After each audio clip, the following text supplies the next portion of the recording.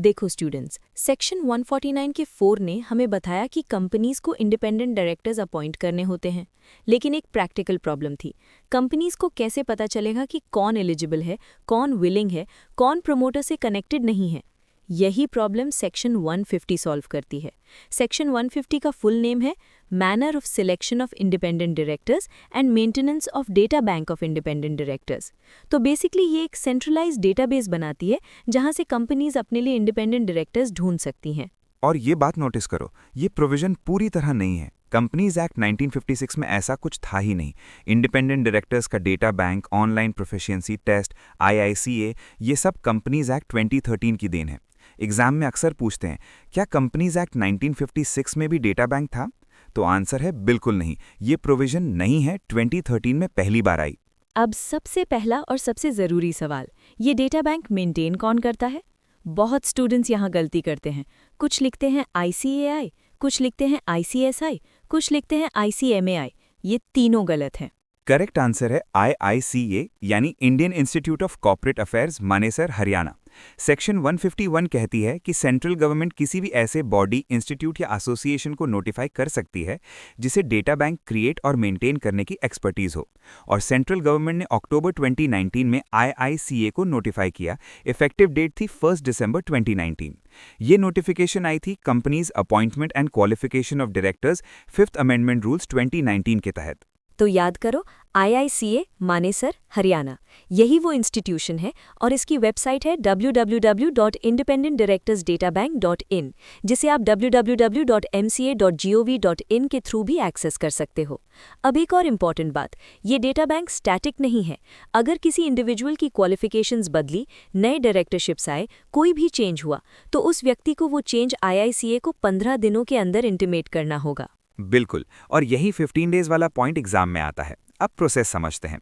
पहले इंडिविजुअल्स की साइड से जो लोग इंडिपेंडेंट डायरेक्टर बनना चाहते हैं, वो IICA को ऑनलाइन अप्लाई करते हैं। वो अपना नाम, एड्रेस, क्वालिफिकेशंस, पुराने और प्रेजेंट डायरेक्टरशिप्स, LLP में डेजिग्नेटेड पार्टनर की डिटेल्स सब सबमिट करते हैं और साथ में एक नॉमिनल फी भी पे करते हैं। लेकिन रजिस्ट्रेशन करना काफ़ी नहीं है। यहाँ 2019 का एक बड़ा अमेंडमेंट आया जो बहुत स्टूडेंट्स मिस कर देते हैं। डेटा बैंक में नेम रजिस्टर होने के बाद उस इंडिविजुअल को online proficiency self assessment test pass करना होता है। और इस टेस्ट को पास करने की टाइम लिमिट क्या है? डेटा बैंक में नेम इंक्लूड होने की डेट से 1 ईयर के अंदर ये टेस्ट पास करना कंपलसरी है। पासिंग स्कोर है मिनिमम 60% इन एग्रीगेट और ये टेस्ट अटेम्प्ट करने की कोई लिमिट नहीं, जितनी बार चाहो दे सकते हो, लेकिन 1 ईयर में पास करना होगा। अगर पास नहीं हुए तो क्या होगा? तो उस व्यक्ति का नाम डेटा बैंक से रिमूव कर दिया जाएगा। कोई सेकंड चांस नहीं, कोई एक्सटेंशन नहीं, नेम हट जाएगा। इसलिए ये टेस्ट बहुत इंपॉर्टेंट है। लेकिन रुको, हर किसी को ये टेस्ट देना जरूरी नहीं है। कुछ एक्सपीरियंस लोगों को एग्जेम्पशन मिली हुई है। कौन एग्जेम्प्ट है? जो व्यक्ति किसी लिस्टेड पब्लिक कंपनी में या अनलिस्टेड पब्लिक कंपनी जिसकी paid up share capital ₹10 crore या उससे अधिक हो, उसमें डायरेक्टर या KMPL के रूप में कम से कम 10 साल सर्व कर चुके हों, उन्हें ये टेस्ट देने की जरूरत नहीं। उन्हें automatically deem to have passed माना जाएगा। तो एग्जाम में अगर पूछें कि ऑनलाइन प्रोफिशिएंसी टेस्ट से कौन एग्जेम्प्ट है, आंसर यही है, 10 इयर्स का एक्सपीरियंस, लिस्टेड या क्वालिफाइंग अनलिस्टेड कंपनी में डायरेक्टर या KMP रह चुके हों। अब कंपनीज की साइट से देखते हैं। जिस कंपनी को इंडिपेंडेंट डायरेक्टर चाहिए वो डेटा बैंक एक्सेस करती है, प्रोफाइल्स ब्राउज करती है, सूटेबल कैंडिडेट सिलेक्ट करती है। लेकिन यहाँ एक बहुत जरूरी लीगल प्रोटेक्शन है जो सेक्शन 151 के प्रोवाइजो में लिखी है। ड्यू डिलिजेंस की रिस्पॉन्सिबिलिटी कंपनी की होती है। डेटा बैंक ने सिर्फ प्रोफाइल्स प्रोवाइड किए। उस व्यक्ति की background check, character verification, qualifications की जेन्युइननेस वेरीफाई करना, ये सब अपॉइंटिंग कंपनी का काम है। और डेटा बैंक की वेबसाइट पर एक मैंडेटरी डिस्क्लेमर प्रोमिनेंटली डिस्प्ले होता है जो यही कहता है कि company must carry out its own due diligence before appointing anyone. तो अगर डेटा बैंक से हायर किया गया डायरेक्टर निकला फ्रॉडुलेंट या इनकॉम्पिटेंट, तो IICA और डेटा बैंक की कोई लायबिलिटी नहीं, पूरी लायबिलिटी कंपनी पर है। इसे समझो एक एनालॉजी से। जैसे एक मैट्रिमोनियल वेबसाइट होती है। वेबसाइट ने प्रोफाइल्स लिस्ट किए, लेकिन शादी से पहले फैमिली की रिस्पॉन्सिबिलिटी है कि उस इंसान को वेरीफाई करें। कुछ गलत निकला, वेबसाइट को ब्लेम नहीं कर सकते। वैसे ही यहाँ IICA मैट्रिमोनियल वेबसाइट है, कंपनी फैमिली है, ड्यू डिलिजेंस बैकग्राउंड चेक है। अब ऑफिशियल अपॉइंटमेंट प्रोसेस देखते हैं।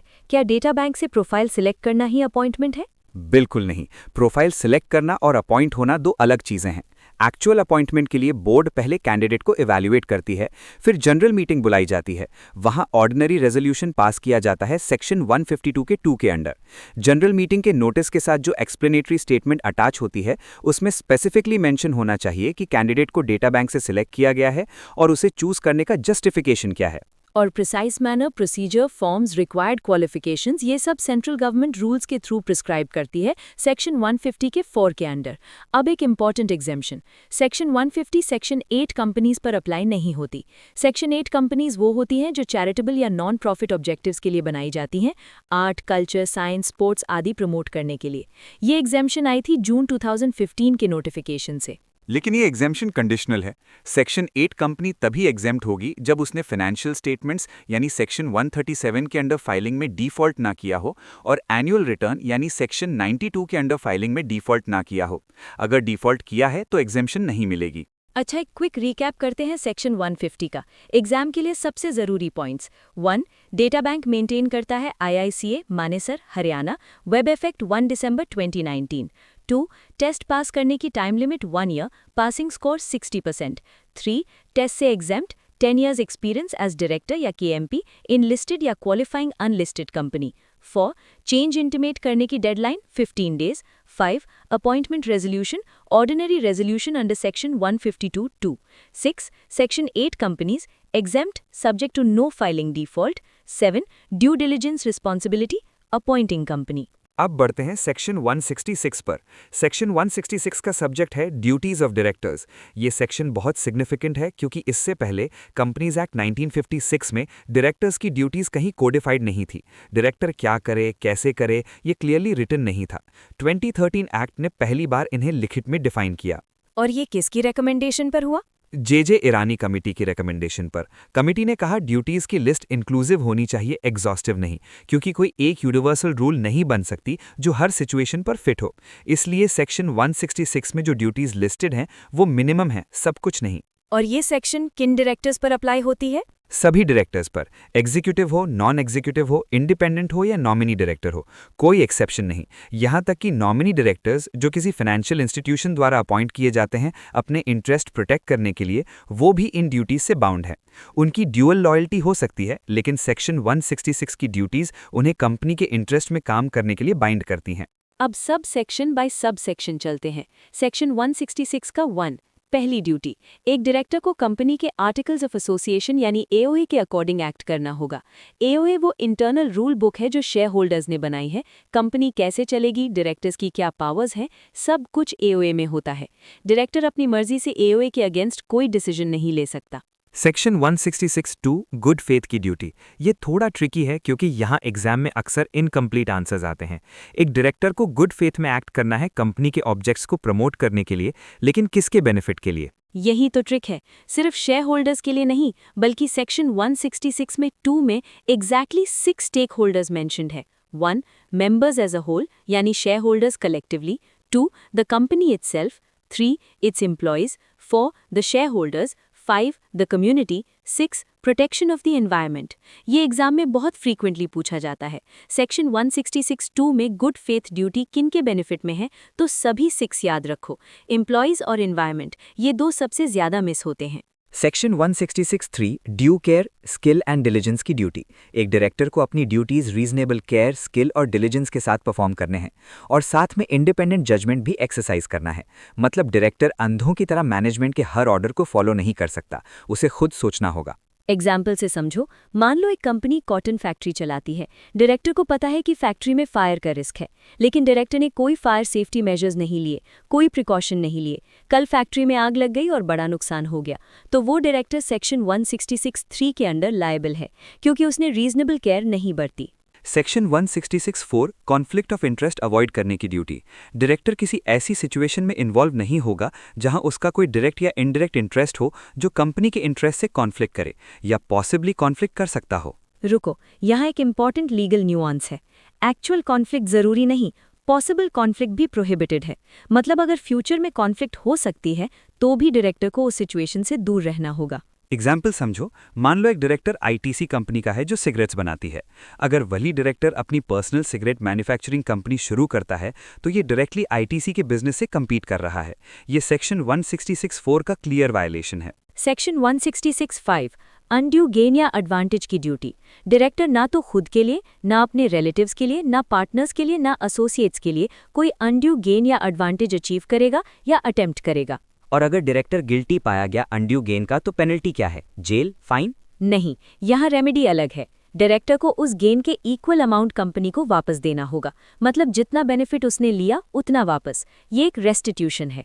एग्जाम्पल्स देखो, डायरेक्टर ने कंपनी के फंड से अपने बच्चों की स्कूल फीस भरी तो वो अमाउंट कंपनी को रिटर्न करनी होगी। डायरेक्टर की वाइफ ने कंपनी कार पर्सनल यूज में लगाई, पेट्रोल कंपनी ने भरा तो पेट्रोल का कॉस्ट रिटर्न होगा। कंपनी कार एक्सीडेंट हुई डायरेक्टर की पर्सनल यूज में तो रिपेयर का डैमेज रिटर्न होगा।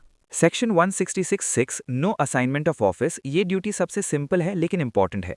एक डायरेक्टर अपना ऑफिस किसी और को असाइन या डेलीगेट नहीं कर सकता, और अगर ऐसा कोई असाइनमेंट किया तो वो वॉइड है, यानी कानूनी तौर पर इनवैलिड बिगिनिंग से ही। क्यों? क्योंकि शेयर होल्डर्स ने एक स्पेसिफिक इंडिविजुअल को उनकी पर्सनल मेरिट, स्किल और ट्रस्ट के बेस पर डायरेक्टर अपॉइंट किया। रोल पर्सनल है, ट्रांसफरेबल नहीं। डायरेक्टर ये नहीं कह सकता मैं बिजी हूँ, मेरा बेटा मेरी जगह बोर्ड मीटिंग अटेंड करेगा। ये कंप्लीटली इनवैलिड होगा। अब बहुत इंपॉर्टेंट क्वेश्चन, सेक्शन 166 में कोई अलग पेनल्टी प्रोविजन है या सेक्शन 172 के अंदर पेनल्टी लगती है? ये बहुत कॉमन कंफ्यूजन है। सेक्शन 166 का अपना सबसेक्शन 7 है जो पेनल्टी डिफाइन करता है। ये सेक्शन 172 पर डिपेंडेंट नहीं है। S166(7) कहती है अगर कोई डायरेक्टर सेक्शन 166 की किसी भी प्रोविजन का वायलेशन करे, फाइन मिनिमम 1 लाख यानी 1 लाख, मैक्सिमम 5 लाख यानी 5 लाख। ये पेनल्टी डायरेक्टर पर पर्सनली लगती है, कंपनी पर नहीं, क्योंकि S166 की ड्यूटीज इंडिविजुअल डायरेक्टर की ड्यूटीज हैं। ये पॉइंट अंडरलाइन करो। S166 अपनी पेनल्टी S166(7) में 1 लाख टू 5 लाख डायरेक्टर पर, सेक्शन 172 यहाँ अप्लाई नहीं होती। एक और इम्पॉर्टेंट पॉइंट, सेक्शन 166 की ड्यूटीज किसी डायरेक्टर के लिए कोडिफाइड मिनिमम स्टैंडर्ड हैं। इससे ऊपर जाकर और एथिकल बिहेवियर शो करना डायरेक्टर की ओन रिस्पॉन्सिबिलिटी है, लेकिन नीचे गिरना पेनल्टी ट्रिगर करता है। अब आते हैं सेक्शन 172 पर। ये चैप्टर 11 का आखिरी सेक्शन है, पेनल्टी, जिसे पहले पनिशमेंट कहते थे। ये एक रेजिड्यूअरी पीनल प्रोविजन है। रेजिड्यूअरी मतलब? क्या मतलब? ये चैप्टर 11 में सेक्शंस 149 से 171 तक बहुत सारी प्रोविजंस हैं। कुछ सेक्शंस की अपनी स्पेसिफिक पेनल्टी है, लेकिन कुछ सेक्शंस ऐसी हैं जो किसी वायलेशन पर चुप हैं, उनमें कोई पेनल्टी नहीं लिखी। ऐसे में सेक्शन 172 काम आती है। ये एक सेफ्टी नेट है, कोई भी वायलेशन बिना कॉन्सिक्वेंस के नहीं जाएगा, चाहे स्पेसिफिक पेनल्टी हो या ना हो। अब पेनल्टी कितनी है? और यहाँ एक बहुत बड़ा अमेंडमेंट है जो स्टूडेंट्स मिस कर देते हैं। हाँ, कंपनीज अमेंडमेंट एक्ट 2020 इफेक्टिव 21 दिसंबर 2020 ने सेक्शन 172 को कंप्लीटली सब्स्टिट्यूट किया। पुरानी पेनल्टी और नई पेनल्टी दोनों कंपेयर करते हैं। पुरानी पेनल्टी यानी प्री 2020 पोजीशन, कंपनी और एवरी ऑफिसर इन डिफॉल्ट दोनों पर fine minimum 50,000, maximum 5 lakh, flat range, nature criminal, court के through, punishable with fine.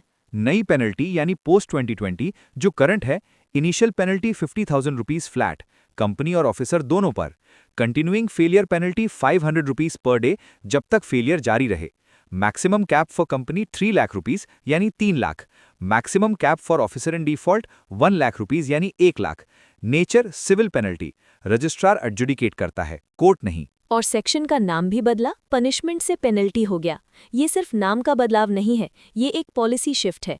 2020 amendment ने बहुत से प्रोविजंस को डीक्रिमिनलाइज किया, मतलब जेल नहीं, फाइन नहीं थ्रू कोर्ट, बल्कि MCA या ROC के थ्रू सिविल पेनल्टी। ये बिजनेस फ्रेंडली अप्रोच है। अब सेक्शन 172 में क्रिटिकल फ्रेज है, officer of the company who is in default. ये फ्रेज बहुत इंपॉर्टेंट है। इसका मतलब क्या है? इसका मतलब है सेक्शन 172 ब्लाइंडली सभी डायरेक्टर्स को पेनलाइज नहीं करती, सिर्फ वो लोग लायबल हैं जो एक्चुअली इन डिफॉल्ट हैं। ऑफिसर इन डिफॉल्ट की डेफिनेशन सेक्शन 260 में दी गई है।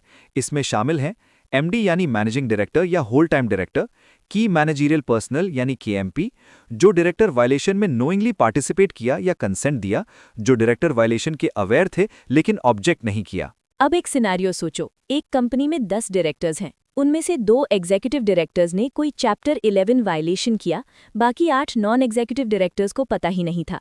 क्या सभी 10 पेनलाइज्ड होंगे? नहीं, जो 8 non executive directors genuinely unaware थे, जिन्होंने कोई पार्टिसिपेशन नहीं किया, जिन्होंने कंसेंट नहीं दिया, वो खुद को डिफेंड कर सकते हैं।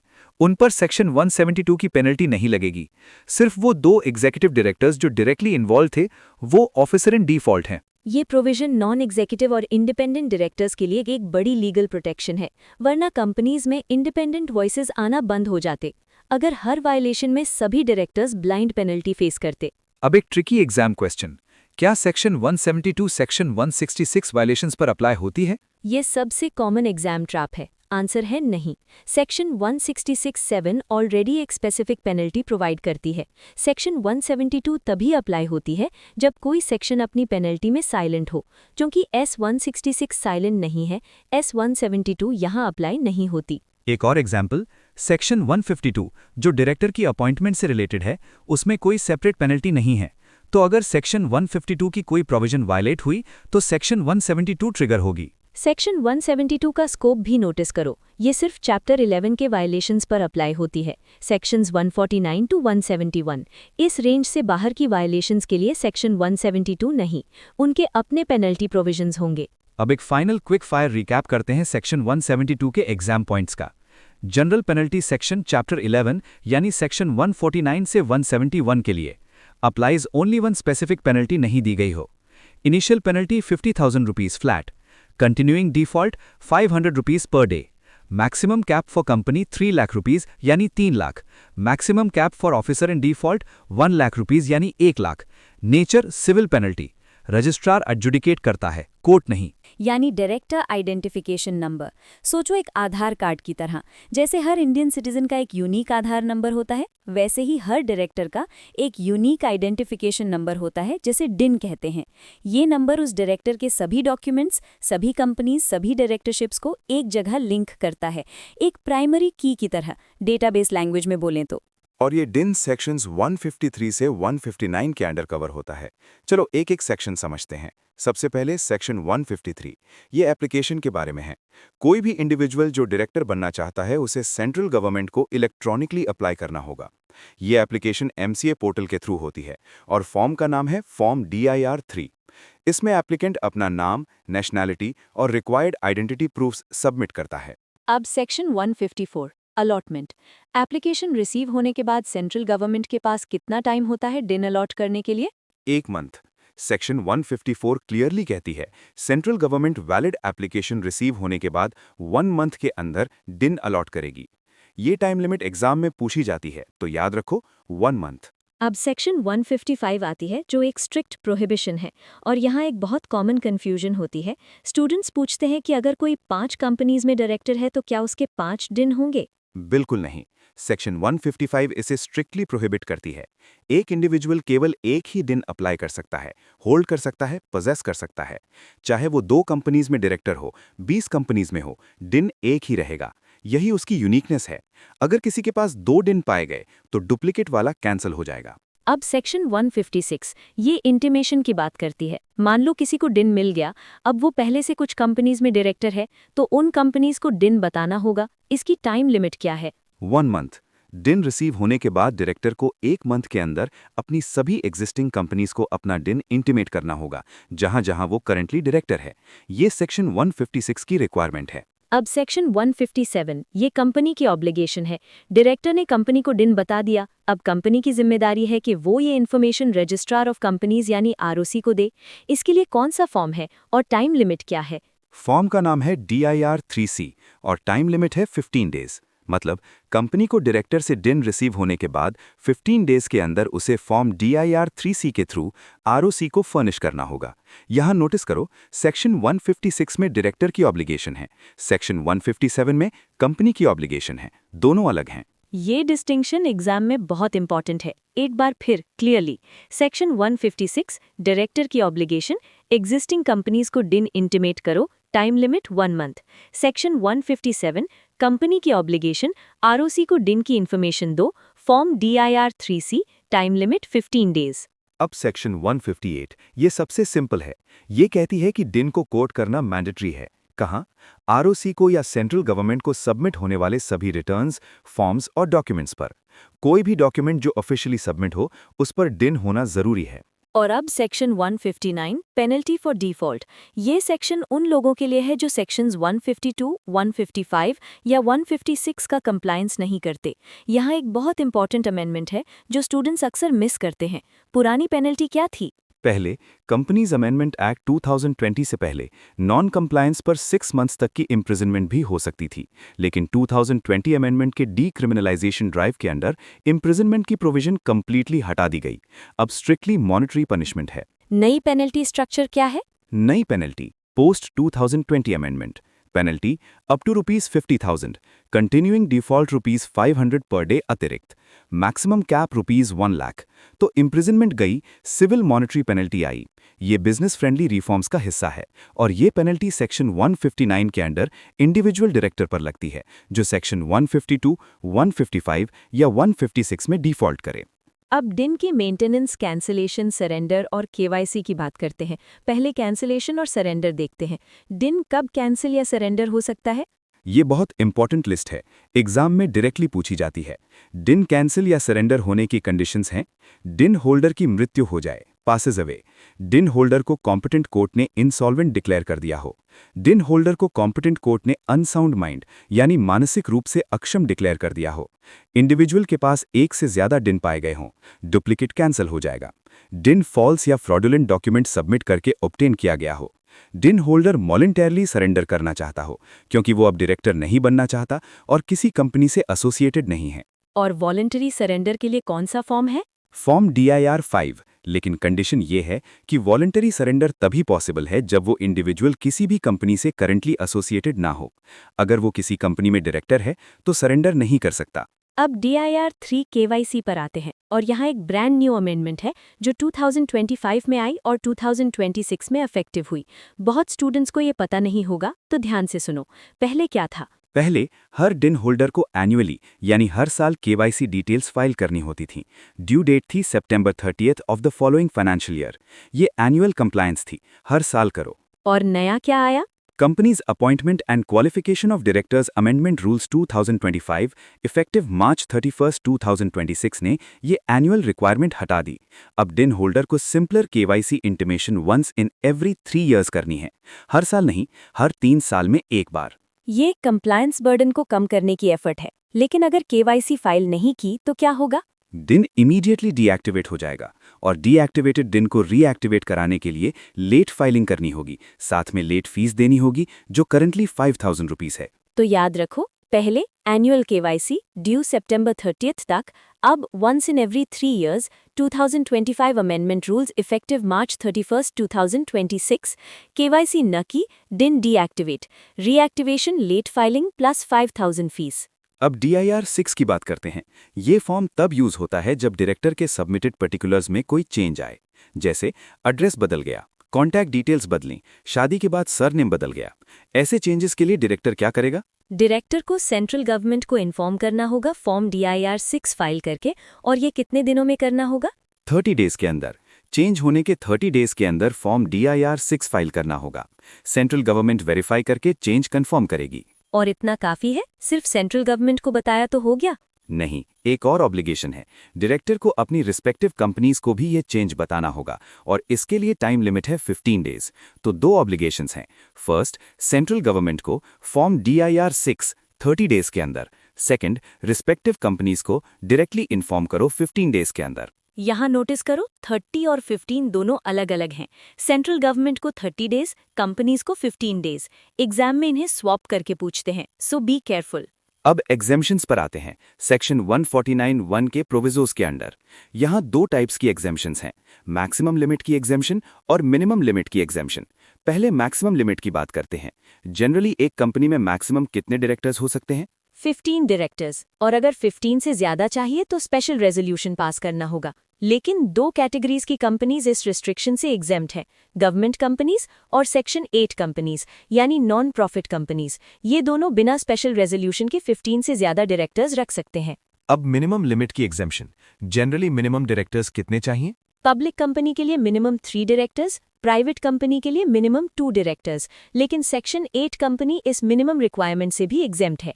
एक फुल्ली कंप्लायंट सेक्शन 8 कंपनी को ये स्टैट्यूटरी मिनिमम फॉलो नहीं करना। रुको, यहाँ एक इंपॉर्टेंट डिस्टिंक्शन है जो एग्जाम में ट्रैप की तरह काम करती है। मैक्सिमम लिमिट से government company and section 8 company दोनों एग्जेम्प्ट हैं, लेकिन मिनिमम लिमिट से सिर्फ सेक्शन 8 कंपनी एग्जेम्प्ट है, गवर्नमेंट कंपनी नहीं। गवर्नमेंट कंपनी को मिनिमम डायरेक्टर्स की रिक्वायरमेंट पूरी करनी होगी। ये पॉइंट अंडरलाइन करने वाला है। एक बार फिर क्लियरली, मैक्सिमम लिमिट यानी 15 से ज्यादा डायरेक्टर्स एग्जेम्प्ट है गवर्नमेंट कंपनीज और सेक्शन 8 कंपनीज। मिनिमम लिमिट यानी 3 या 2 से कम डायरेक्टर्स एग्जेम्प्ट है सिर्फ section 8 companies. Government company minimum से एग्जेम्प्ट नहीं है। और इन एग्जेम्पशंस के लिए एक कंडीशन भी है। ये एग्जेम्पशन तभी मिलेगी जब ये फाइनेंशियल स्टेटमेंट सेक्शन 137 के अंडर फाइल करने में डिफ़ॉल्ट नहीं हुआ हो और एनुअल रिटर्न सेक्शन 92 के अंडर फाइल करने में डिफ़ॉल्ट नहीं हुआ हो। डिफ़ॉल्ट किया, एग्जेम्पशन गई।